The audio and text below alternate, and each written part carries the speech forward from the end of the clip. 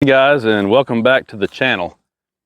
Today I want to have a brief conversation with you about a topic that's I don't know, maybe not spoken about as often as it should be, and that's tractor safety. Now don't worry, this is not going to be a safety course. I'm not going over a bunch of rules and guidelines, so don't click off the video just yet. Just bear with me for a second. So I live in a small community here in central Kentucky, and we had two very tragic tractor accidents here in our community this past summer, actually about a month ago. They both happened in the same week. So in the first accident, a 21-year-old guy, a young man who had just gotten back from his honeymoon, decided to go out and get on the tractor and do some bush hog work. And we don't know exactly what happened. I'm sure his family knows, but it doesn't really matter. But for whatever reason, he fell off of the tractor and he was run over and killed. So this guy had been married for 7 days. His young wife was married for 7 days, and now she's a widow. And it's just absolutely heartbreaking to hear things like that happen. You know, I mean, it's tragic. It's all you can say about it. It's terrible. And about 4 days after that, we had an older guy who was out on his tractor.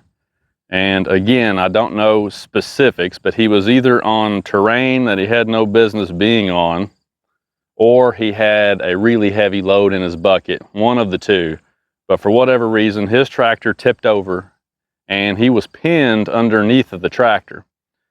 Mind you, this happened out in a rural area, so it's not like there's a hospital right across the street. You know, EMS, fire department responded out there to his location. Took them a little while to get there. Once they got there, they realized we need a helicopter. We got to get this guy to the hospital as fast as we can. By car, from that point, it would have been about a 45-minute drive to a hospital. Thankfully, they got a helicopter out there, loaded the guy up, flew him to the hospital. Last I heard, he was breathing, but was still unresponsive on his way to the hospital, and I haven't heard anything more since then. I don't know if he ended up surviving or not. So, you know, we've had several tractor accidents here in my community throughout my lifetime. In fact, when I was in the 6th grade, when we were 12 years old, one of my friends was killed on a tractor here in our community. It just tipped over backwards on him. Being 12 years old, he didn't have the experience, didn't know to hit the clutch so the front of the tractor would come back down real quick. He didn't know. He was a kid, right? Tractor rolled over on top of him and killed him. So we've had a lot of tragedies here over the years, but this summer we've had two horrible tragedies back to back. And it's just a reminder, guys, that these machines can really bite you very quickly. I mean, this tractor is not intended to be used in, you know, really bad terrain. I mean, it's just not. Look at how narrow the footprint is. Now, this particular tractor is one of the larger tractors in the compact tractor segment. And even still, look at how narrow the wheelbase is. The footprint is very narrow. And you got a lot of weight up high. You know, you got your boom and your bucket, you got the roll bar, the tractor tires are really tall. The operator, when you're operating the tractor, you sit up high on the machine. There's another 230 pounds in my case that's way up off the ground. So there's a lot of weight up high. The center of gravity is really high, and it's a really narrow footprint.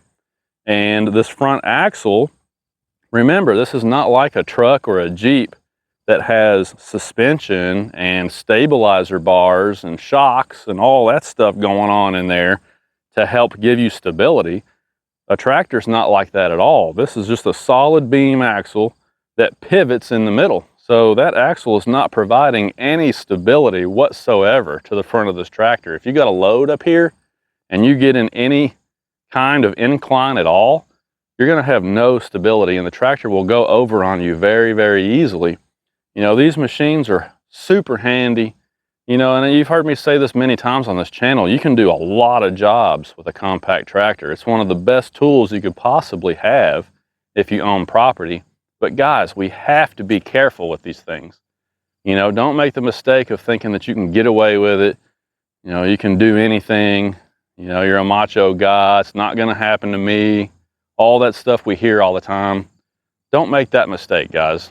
One mistake, one split-second decision can very easily end up being our last decision, right? Another reminder, these things have seat belts on them. I know it's not cool to throw a seat belt on when you're on your tractor, I know. But the rollover protective structure can't do its job if you don't have your seat belt on. I mean, it's just that simple. If you don't put that belt on and make sure that it holds you into the operator station, then the roll bar or the protective structure is not going to be able to do its job. That's just not how it was intended to be. You got to put the seat belt on. You got to leave the roll bar up. You know, I know some guys put the roll bar down and keep it folded down all the time. You know, if you're out in a cornfield or something where it's completely flat and you know that there's no chance of you rolling over, okay, I get it. I get it. But guys, if you live in terrain like we have here in Kentucky or anywhere where you've got hills and inclines, please keep your protective structure folded up and wear your seat belt. Don't do anything silly. You know, just be really careful. We've got to make sure that we're not getting hurt and killed on these machines. Obviously, we don't want to lose any lives. We don't want to see injuries. And we also don't want to have even more regulation placed upon these machines because of mistakes that we are making on them. So anyway, just a reminder, be safe out there. I know we're going into the fall season. People are wrapping up harvest. Mowing is going to be done for the year.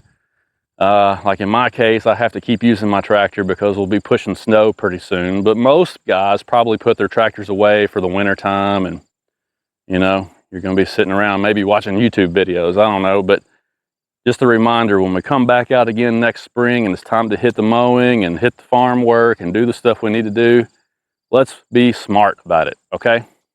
Thanks for watching, guys. We'll see you later.